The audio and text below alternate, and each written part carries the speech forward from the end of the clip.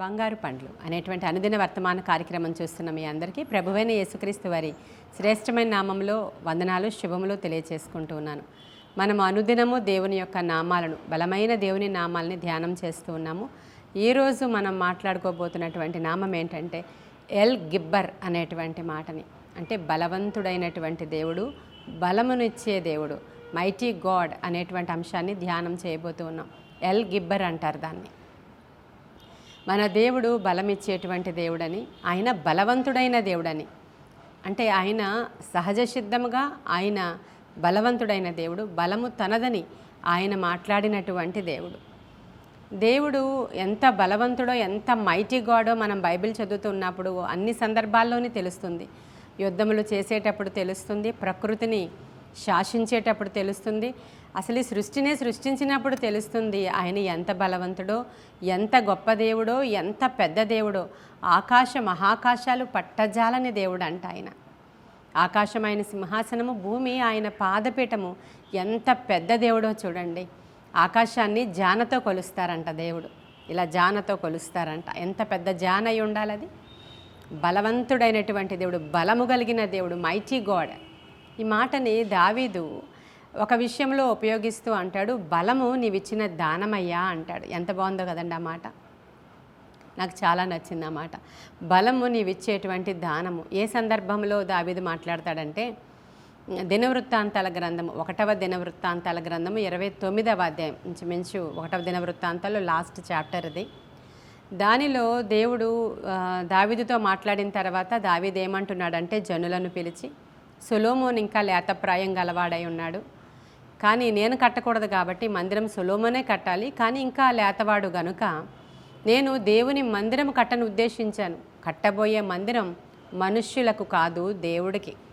కాబట్టి నేను దేవుని మందిరము కొరకైనటువంటి బంగారము, దేవుని మందిరానికి సంబంధించిన వెండి, గోమేధికాలు, వెలగల రాళ్ళు, వస్తువులు, ఆ డోర్స్కి వేసేటువంటి బంగారము యొక్క రేకులు, ఇంకా మందిరానికి సంబంధించినటువంటి వెలగలవన్నీ కూడా సమకూర్చడానికి నేను ప్రయత్నం చేస్తూ ఉన్నాను. అవి బొక్కసములో ఉన్నవి మాత్రమే కాకుండా నా స్వంత బంగారాన్ని, నేను స్వంతంగా సంపాదించినటువంటి వెండిని, ఆ యొక్క వజ్ర వైడూర్యాల్ని, ఇవన్నిటినీ కూడా నేను దేవుని మందిరానికి సమకూర్చి అవన్నీ దేవుని మందిరము కొరకు సిద్ధపరుస్తున్నాను అని అధిపతులతో చెప్పినప్పుడు ఇంకొక మాట కూడా అంటున్నాడు. ఏమంటున్నాడంటే, మీరెవరైనా మనఃపూర్వకంగా దేవుని మందిరము కట్టడానికి, మరొకసారి ఆయన ఏమని అంటాడంటే, మనుష్యులకు కాదు కట్టేది, దేవునికి మందిరం కడుతున్నాం మనం. కాబట్టి ఆ మందిరము కట్టడానికి మీరెవరైనా మనఃపూర్వకంగా ఇవ్వాలి అనుకుంటే మీరు ఇవ్వచ్చు అని అనౌన్స్ చేస్తాడు ఆయన. వెంటనే అధిపతులు, సహస్రాధిపతులు, అక్కడ ఉన్నటువంటి అధికారులు, వాళ్ళందరూ కూడా ఈ విషయాలు మీకు 29వ అధ్యాయము 6వ వచనం చదువుతున్నాను చూడండి. 5వ వచనం చదువుతున్నాను నేను. ఈ దినమున యెహోవాకు ప్రతిష్ఠితముగా మనఃపూర్వకంగా ఇచ్చువారు ఎవరైనా మీలో ఉన్నారా? అప్పుడు పితరుల ఎండ్లకు అధిపతులను, ఇజ్రాయిలీల గోత్రపు అధిపతులను, సహస్రాధిపతులను, శతాధిపతులను, రాజు పని మీద నియమింపబడిన అధిపతులు కలిసి మనఃపూర్వకంగా దేవుని మందిర పనికి 10,000 మణుగుల బంగారమును, 20,000 మణుగుల బంగారపు ద్రాములను, 20,000 మణుగుల వెండియు, 36,000 మణుగుల ఇత్తడిని, 2,00,000 మణుగుల ఇనుమును ఇచ్చిరి. తమ యొద్దనున్న రత్నములు వాటిని తెచ్చి యెహోవా మందిరపు బొక్కసములోనున్న గెర్షోనీయుడైన యెహీయేలునకు ఇచ్చిరి. వారు పూర్ణ మనస్సుతో యెహోవాకి ఇచ్చి ఉండిరి గనుక వారు అలాగూ మనఃపూర్వకంగా ఇచ్చినందుకు జనులు సంతోషపడిరి. హల్లెలూయా. చూడండి, ఇక్కడ దావీదు ఎంతైతే బంగారం సమకూర్చాడో, రత్నాలు సమకూర్చాడో, వెండి సమకూర్చాడో చెప్పాడు ప్రజలకి.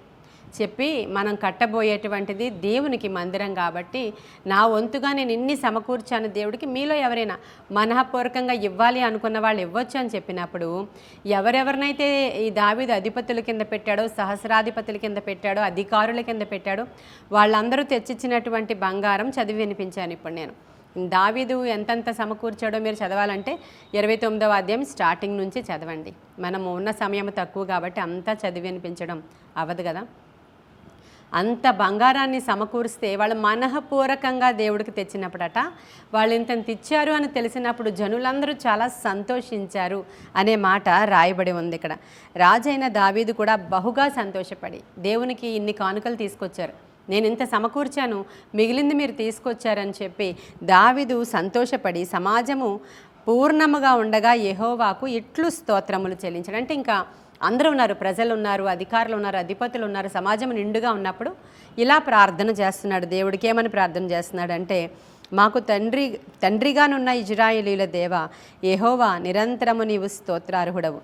యెహోవా, భూమి ఆకాశముల యందుండు సమస్తమును నీ వశము, మహత్యమును ప్రభావమును తేజస్సును ఘనతయు నీకే చెందుచున్నవి. యెహోవా, రాజ్యము నీది, నీవు అందరి మీద నన్ను అధిపతిగా హెచ్చించుకొని ఉన్నావు. ఇక్కడ వచ్చింది చూడండి మన యొక్క అంశము, 12వ వచనం 29వ అధ్యాయము. ఐశ్వర్యమును గొప్పతనమును నీ వలన కలుగును, నీవు సమస్తమును ఏలువాడవు, బలమును పరాక్రమమును నీ దానములు. హల్లెలూయా చెప్పండి. బలము పరాక్రమము నీ దానమయ్యా, నీ దానములు. హెచ్చించువాడవును, అందరికీ బలమిచ్చువాడవు నీవే అన్నాడండి. ఈరోజు మైటీ లార్డ్ అనే మాట, మైటీ గాడ్ అనే మాట, ఎల్ గిబ్బర్ అనే మాట. బలమిచ్చువాడు, బలవంతుడు ఆయన పేరు.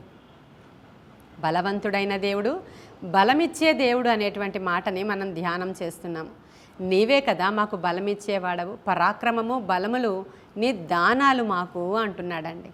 ఈరోజు మీకు బలము కలిగి ఉన్నారా? మీరు బలం ఉందా? మనకు బలము చాలా అవసరం, ఎందుకంటే ప్రతి విషయానికి బలము చాలా అవసరం. మానసిక బలము చాలా అవసరం, ఆర్థిక బలము చాలా అవసరం, ఆత్మీయ బలం చాలా అవసరం. ప్రియమైన దేవుని బిడ్డలారా, అసలు బలము ఆయనదని సెలవిచ్చారంట. బైబిల్ గ్రంథంలో ఈ మాట ఉంటుంది. సొమ్మసిల్లు వారికి ఆయన బలమిచ్చేవాడు ఆయనే అని యెషయా 40వ అధ్యాయంలో రాయబడి ఉంటుంది. ఇంకా కొరింథీ 12వ అధ్యాయంలో పౌలు అంటాడు, నన్ను బలపరచువా అని అందే నేను సమస్తము చేయగలను అంటాడు. ఇంకా కీర్తన 84వ అధ్యాయంలో నీ వలన బలమునందు మనుష్యులు ధన్యులు అనేటువంటి మాట రాయబడి ఉంది. మరి ఇన్నిసార్లు బలము గురించి రాయబడి ఉంది కదా. ఈ రోజుల్లో చాలామంది ప్రతి విషయంలో బలహీనమైపోతూ ఉన్నారు. ఆత్మీయంగా బలహీనమైపోతూ ఉన్నారు, ఆర్థికంగా బలహీనమైపోతూ ఉన్నారు, ఆత్మీయంగా మరి అన్ని విషయాల్లో ఇంకా బలహీనం. శారీరకంగా కూడా ఇదివరకు ప్రజలకున్న బలం మాకు లేదు అంటున్నారు. మా పితరులకున్న శక్తి సత్తువ మా శరీరాల్లో ఇప్పుడెక్కడండి? ఈ రోజుల్లో తిండ్లు చూడండి, ఈరోజు ఆహారం అంతా కల్తీ అండి, మాకు బలం లేదు అంటున్నారు. ప్రియమైన దేవుని బిడ్డలారా, మనుష్యుడు రొట్టె వలన కాదు కానీ దేవుని నోటి నుంచి వచ్చే ప్రతి మాట వలన బ్రతుకుతాడనే మాటను కానీ మనం తీసుకుంటే ఆయన ఇచ్చేటువంటి నోటి మాటలతో ఉన్నటువంటి శక్తి ఎంత గొప్పదో చూడండి. దావీదు అదే చెప్తున్నాడు, నీవు దానం చేయాలయ్యా మాకు బలం. ఎంతటి బలం అంటే ఈ యొక్క సంపాదించే సామర్థ్యం కూడా నువ్వే ఇవ్వాలి. అసలు నీ మందిరం కట్టడానికి మేము డబ్బులు ఇవ్వాలంటే, మేము బంగారం ఇవ్వాలంటే, మేము రత్నాలు ఇవ్వాలంటే మాకు సామర్థ్యం ఉండాలి కదా. ఎంత చక్కని మాటలు మాట్లాడతాడంటే 14వ వచనం చదువుతున్నాను చూడండి. కృతజ్ఞతాస్తుతులు చెల్లించుచున్నాము, ప్రభావము గల నీ నామమును కొనియాడుచున్నామని చెప్పి ఈ ప్రకారము మనఃపూర్వకంగా ఇచ్చు సామర్థ్యము మాకుండుటకు నేను ఎంత మాత్రపు వాడను, ఈ ప్రజలు ఎంత మాత్రపు వారయ్యా. ఇప్పుడు మేమందరము నీ మందిరానికి కానుకలు తెచ్చిచ్చాము కదా, బంగారము, వెలగల రాళ్ళు, వెండి, ఇత్తడి ఇచ్చాము కదా. మేము నీ మందిరానికి కానుకలు తెచ్చి ఇవ్వడానికి మా సామర్థ్యము ఎంత మాత్రపుది, ఈ ప్రజల సామర్థ్యము ఎంత మాత్రపుది. చూడండి ఎంత చక్కగా చెప్తున్నాడు. సమస్తము నీ వలననే కదా జరిగాయి, సమస్తము నీ వలననే కదా మాకు కలిగాయి, మాకు కలిగినది నీ వలన కలిగింది, నీ వలన కలిగిన దానిలో నుంచి కొంచెము మీకు ఇచ్చాము. ఎంత చక్కని ప్రార్థన అంటే, మహారాజు అయ్యుండి అసలు ఆయన ఎక్కడి నుంచి వచ్చింది డబ్బు, ఇది నాది, నేను రాజుని, నేను సంపాదించా, నా కష్టార్జితం, నేను ఇన్ని యుద్ధాలు చేశాను, ఇంతలాగా నేను ఫిక్స్డ్ చేశాను, ఇంతలా నేను సంపాదించి కడుపు మార్చుకొని ఇవి కట్టి అవి కట్టి నేను పొదుపుగా ఉన్న కారణంగా ఈరోజు ఎంత సంపాదించాను అనడం లేదు. అతను ఏమంటున్నాడు, నీవు మాకు ఇచ్చావు, మీ కృపచేత నీ బలము చేత నాకు ఇచ్చావు కొంత, దానిలోది నేను కొంచెం ఇచ్చాను, నీకు ఇవ్వడానికి నా సామర్థ్యం ఏ పాటిది, ప్రజల సామర్థ్యం ఏ పాటిది, ఇవన్నీ నీవే ఇచ్చావు కదా. ఇంకా హైలైట్గా ఒక మాట అంటాడు చూడండి, మా భూనివాస కాలము నీడ ఎంత అస్థిరము, మా పితరులందరి వలె మేమును నీ సన్నిధిన అతిథులమును పరదేశులనై ఉన్నాము కదా. మేము ఇక్కడ అతిథులుగా వచ్చాము, ఇక్కడ పరదేశులం మేము. ఈ భూ నివాస కాలం ఎంత ఏమాత్రం నీడలాంటిది, అది అస్థిరము. ఈ మాత్రం దానికి మేము మాది మేము, మా డబ్బులు, మా పిల్లలు, మా అకౌంట్స్ అనుకుంటున్నాం కదా. ఇది ఏ పాటిదయ్యా? నీవు మాకు సామర్థ్యం ఇచ్చావు, మేము మీకు ఇవ్వడానికి సహాయము చేశావు.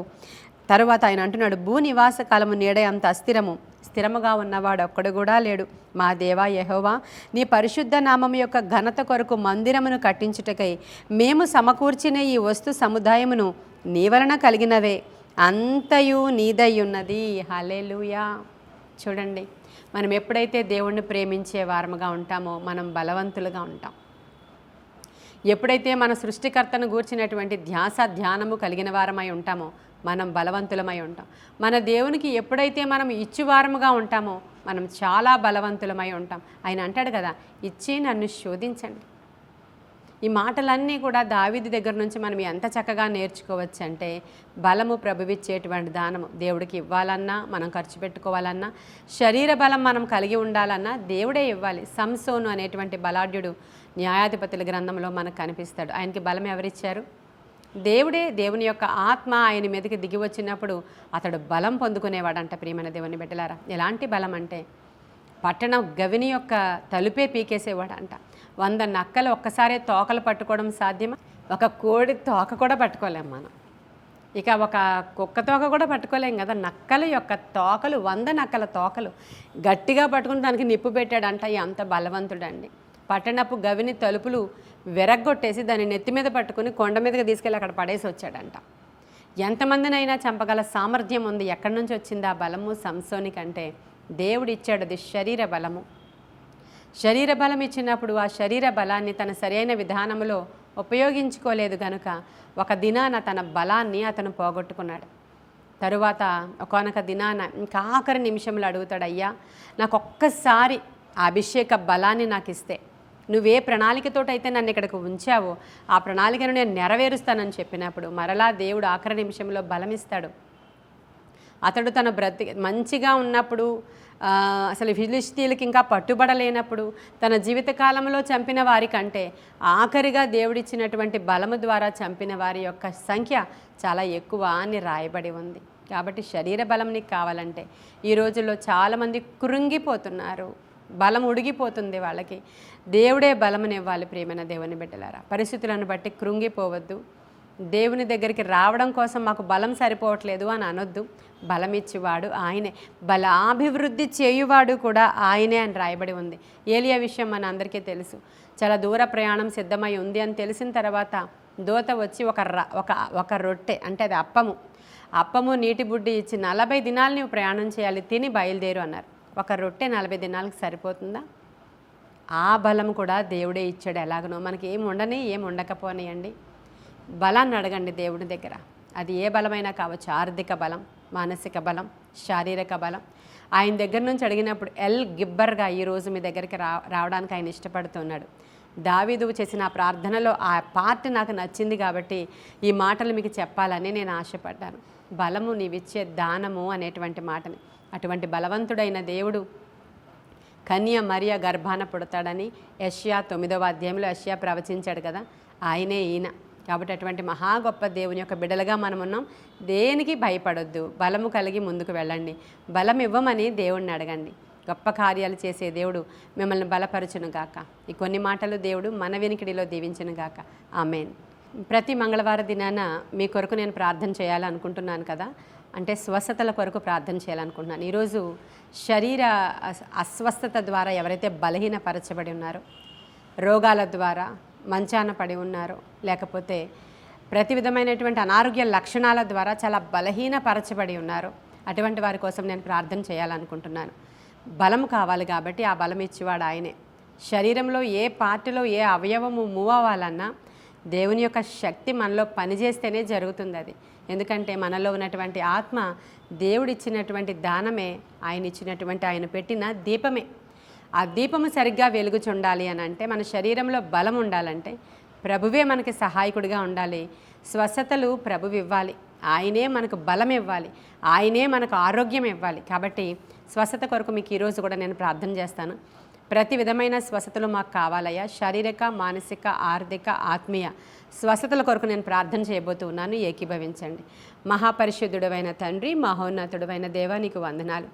దేవా, ఈ దినాన ప్రత్యేకముగా మొదటగా శరీర బలహీనతలు ఉన్న వాళ్ళ కొరకు నేను ప్రార్థిస్తున్నాను. యేసు నామంలో ఎవరెవరు ఏ బలహీనతతో ఎడవబడుతున్నారు, ఏ రోగాలతో ఎడవబడుతున్నారు, ఏ బంధకాలతో, ఏ యొక్క శాతాను యొక్క శక్తుల యొక్క బలహీనతల చేత, ఏ అనారోగ్య లక్షణాల బలహీనతల చేత ఎడవబడుతున్నారో యేసు నామంలో నాయన బలహీనతలు వారిని విడిచి బయటికి పారిపోవును గాక. ఇమ్మీడియట్ హీలింగ్ దయచేయండి అయ్యా. ఏలియాకి ఇచ్చిన బలముతో నింపండి ప్రభువ. నాయన అనేకమైన రోగులను నీవు బలపరిచినప్పుడు ఎలా వాళ్ళు దిగ్గున లేచి కుంటివాడు గెంతులు వేచాడో ప్రభువ, అటువంటి విధమైనటువంటి బలము వారి మీదకి దిగివచ్చునుగాక. ప్రతి బలహీనతలు వారిలో నుంచి బయటికి పారిపోవునుగాక. ఆత్మకార్యాలు జరిగించి మీ నామానికి మహిమ తెచ్చుకోమని వేడుకుంటున్నాను. అలాగే దిగజారిపోతున్న ఆర్థిక పరిస్థితులు వారి కొరకు ప్రార్థిస్తున్నాను. అప్పుల ఊబి నుంచి విడిపించండి అయ్యా. అయ్యా, వారి చితికిపోయిన ఆర్థిక పరిస్థితిని మరలా లేవనెత్తండి ప్రభా. వాళ్ళు ఆర్థికంగా నిలదొక్కుకోవాలి, బలపరచబడాలి. అప్పనే అపవాది వారి గృహంలో నుంచి పారిపోవును గాక. నీ బలమైన కార్యాలు వారి గృహంలోనికి దిగివచ్చును గాక. సంపాదించే సామర్థ్యము వారి మీదకి దిగివచ్చును గాక. సంపాదించే బలము వారి మీదకి దిగివచ్చును గాక. దేవుని కొరకు వాడబడే బలము వారికి దిగివచ్చును గాక. దేవా, అలాగే మానసికంగా కృంగిపోయిన వారి కొరకు, మానసిక అనారోగ్యముగా ఉన్న వారి కొరకు ప్రార్థిస్తున్నాను. వారి బ్రెయిన్ మీరు ముట్టండి, వారి ఆలోచనలు మీరు ముట్టండి, వారి యొక్క నాయన నా తండ్రి మాటలను మీరు ముట్టండి. యేసు నామంలో ప్రతి నెగటివ్ థాట్స్ యేసు నామంలో బయటికి పమ్మని గద్దిస్తున్నాను. మానసికంగా కృంగిపోయిన వారు లేవనెత్తబడుదురుగాక. దిగజారిపోయిన వాళ్ళు లేవనెత్తబడుదురుగాక. ఆత్మశక్తితో కార్యాలు జరిగించమని ప్రభువ. ప్రతి విధమైన స్వస్థతలు వినుచున్న వారందరికీ కలుగులాగున సహాయం చేయమని, బలము అనుగ్రహించమని యేసయ్య శ్రేష్ఠ నామంలో అడుగుచున్నాము తండ్రి.